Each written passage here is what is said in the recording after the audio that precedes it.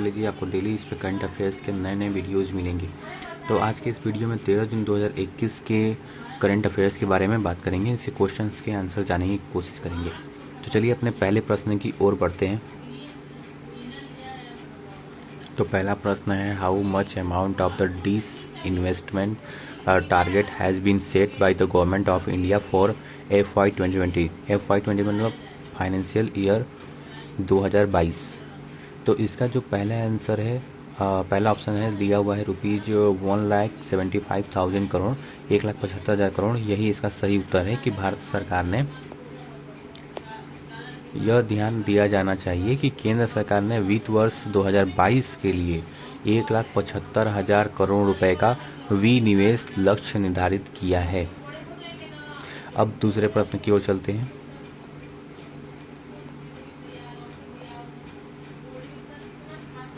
दिया हुआ है, which city has been selected as the host city for the inaugural hockey 5S world cups to be held in January 2024 मतलब 2024।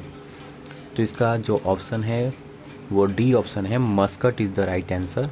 Oman की राजधानी Muscat को FIH द्वारा उद्घाटन हॉकी 5 विश्व कप पुरुष और महिला के लिए मेजबान शहर के रूप में चुना गया है। अब अगले प्रश्न की ओर बढ़ते हैं। तीसरे प्रश्न की ओर आ गए हम। पूछा हुआ है, which institution in India has topped among the Indian universities in the Times Higher Education Asia University ranking 2021। तो इसका सही जवाब है IISc Bangalore, Indian institute of science Bangalore. 37वें स्थान पर भारतीय विज्ञान संस्थान बेंगलुरु में लगातार 7वें वर्ष भारत से सर्वोच्च रैंक वाला विश्वविद्यालय है। अगले प्रश्न की ओर। चौथा प्रश्न पूछा है, which country has been elected as a member of the United Nations Economic and Social Council for 2022 and 2022 to 2024 from the Asia Pacific states. तो इसमें पूछा है कि संयुक्त राष्ट्र इकोनॉमिक सोशल काउंसिल ने 2024-22 के लिए किस देश को एशिया पैसिफिक स्टेट्स के लिए चुना है। एशिया स्टेट्स पैसिफिक स्टेट्स में से चुना है। तो भारत को संयुक्त राष्ट्र ने इसके लिए चुना है। इसका सही उत्तर है इंडिया। भारत को 2022-24 की 3 साल की अवधि के लिए संयुक्त राष्ट्र आर्थिक और सामाजिक परिषद के सदस्य के रूप में चुना गया है। अगले प्रश्न की ओर चलते हैं। पांचवा प्रश्न है, the RBI has imposed ₹6 crore aggregate penalty on which of these banks. इनमें से किस बैंक के ऊपर भारतीय रिजर्व बैंक ने 6 करोड़ रुपए का पेनाल्टी लगाया। तो इसका सही उत्तर है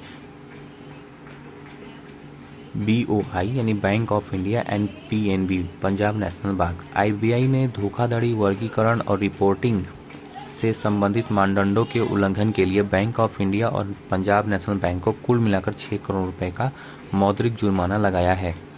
अब अगले प्रश्न की ओर बढ़ते हैं। छठा प्रश्न है, the NITI Aayog has recommended the names of which bank of privatizations in 2021 and 2022। तो इसका सही जवाब है option C, central bank of India और IOB को नीति आयोग ने प्राइवेटाइजेशन के लिए इनको नामित किया है 2021-22 के लिए। सरकारी थिंक टैंक नीति आयोग ने चालू वित्त वर्ष में निजीकरण के लिए सेंट्रल बैंक ऑफ इंडिया और इंडियन ओवरसीज बैंक के नामों की सिफारिश की है। अब अगले प्रश्न की ओर चलते हैं। सातवां प्रश्न, who has been appointed as the CEO of HSBC India. इनमें से किसे CEO ऑफ HSBC इंडिया के लिए चुना गया है। तो इसका सही उत्तर है हितेंद्र देव। हांगकांग और संघाई बैंकिंग कॉरपोरेशन लिमिटेड ने हितेंद्र दवे को HSBC इंडिया का CEO नियुक्त किया है। अगले प्रश्न की ओर बढ़ते हैं। दोस्तों बताता हूँ, इसका PDF आपको PDF लिंक जो है वो आपको डिस्क्रिप्शन में मिल जाएगा। तो चैनल को लाइक और सब्सक्राइब कर दीजिएगा दोस्तों। 8वें प्रश्न की ओर चलते हैं। टोटल 20 प्रश्न हैं, अभी 8वें प्रश्न पे हैं हम। Who has been named as the new chairman of oil regulator Petroleum and Natural Gas Regulatory Board? तो इसका सही उत्तर है संजीव नंदन सहाय। पूर्व बिजली सचिव संजीव नंदन सहाय को तेल नियामक, पेट्रोलियम और प्राकृतिक गैस नियामक बोर्ड के नए अध्यक्ष के रूप में नामित किया गया है। अगले प्रश्न की ओर चलते हैं।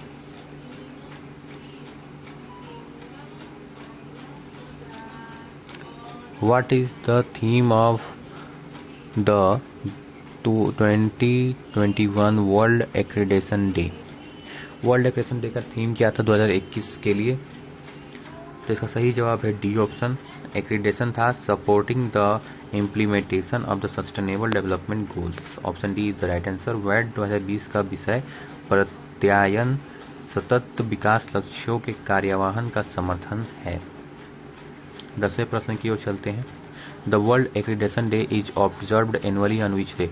दुनिया में वर्ल्ड एक्रेडिटेशन डे किस दिन मनाया जाता है? तो 9 जून को ये चीज मनाया जाता है। विश्व प्रत्यायन दिवस हर साल 9 जून को व्यापार और अर्थव्यवस्था में मान्यता की भूमिका को बढ़ावा देने के लिए मनाया जाता है। 11वें प्रश्न की ओर चलते हैं। 11वां प्रश्न है the Indian Navy is set to receive the first batch of 3 MS-60 Romeo helicopters from which country? इसका सही जवाब है यूनाइटेड स्टेट्स। भारतीय नेवी ने यूनाइटेड स्टेट्स इसका सही उत्तर है। और संयुक्त राष्ट्र अमेरिका जुलाई 2022 से 24 MS-60 रोमियो हेलीकॉप्टरों में से 3 भारतीय नौसेना को सौंपने के लिए तैयार किया है। अब अगले प्रश्न की ओर चलते हैं।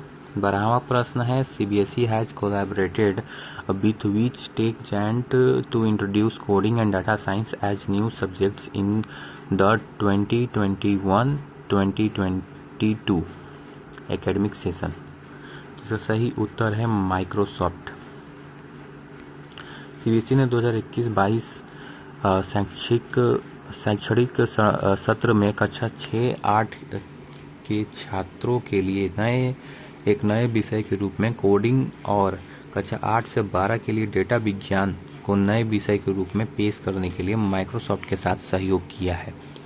अगले प्रश्न की ओर चलते हैं। 13वां प्रश्न है the Mission Innovation Clean Tech Exchange has been launched by which country? किस देश के द्वारा Innovation Clean Tech Exchange Mission launch किया गया है? तो यह देश है Bharat, India.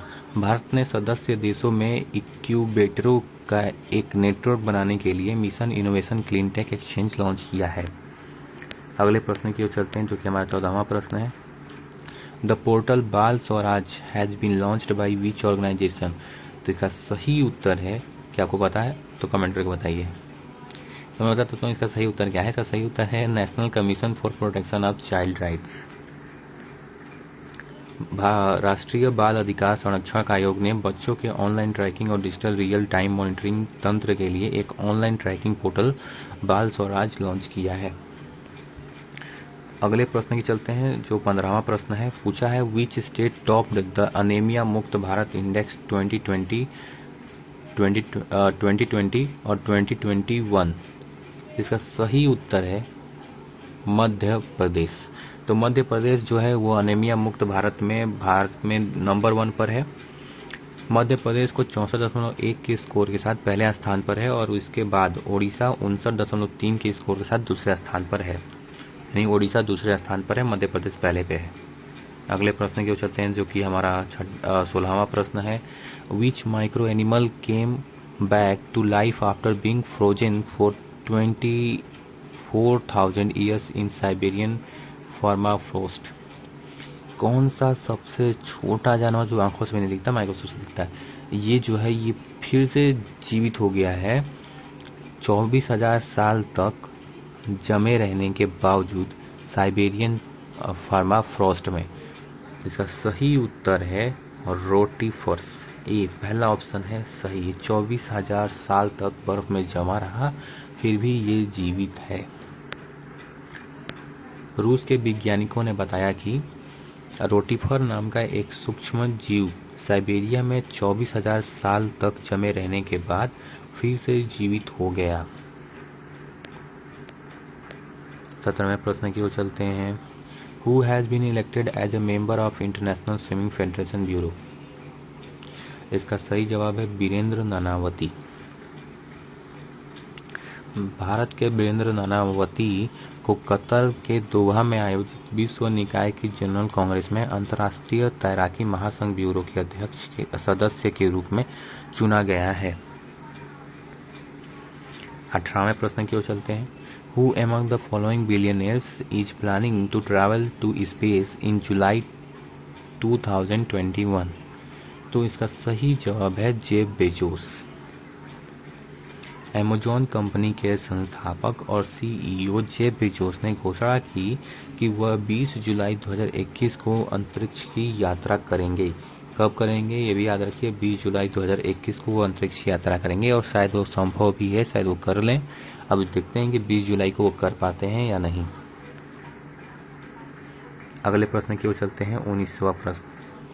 Who has been elected as the President of Association of National Exchanges Members of India? Association of national exchange member of India के अध्यक्ष पद के लिए किसे चुना गया है? तो इसका सही उत्तर है के महेश्वरी। के महेश्वरी को association of national exchange members of India के अध्यक्ष के रूप में चुना गया है। अब हम बढ़ते हैं अपने आखिरी प्रश्न की ओर। आखिरी प्रश्न है हमारा, what is the theme of UN World Ocean Day 2021? Healthy ocean healthy planet, option B the ocean life and livelihoods, option C innovation for a sustainable ocean, option D gender and ocean. तो ये जो है ये आप comment करके बताइए कि इसका सही जवाब क्या है। तो आखिर में अगर आपको ये वीडियो अच्छा लगा हो तो मैं आपसे रिक्वेस्ट करता हूँ कि आप इस चैनल को सब्सक्राइब कीजिए, लाइक कीजिए और शेयर कीजिए। तो चलिए चलते हैं दोस्तों, कल मिलेंगे 14 जून 2021 के करंट अफेयर्स के साथ। तब तक 13 जून 2021 के करंट अफेयर्स को देखिए, उन्हें समझिए। तो चलिए दोस्तों चलते हैं। जय हिंद, जय भारत, वंदे मातरम।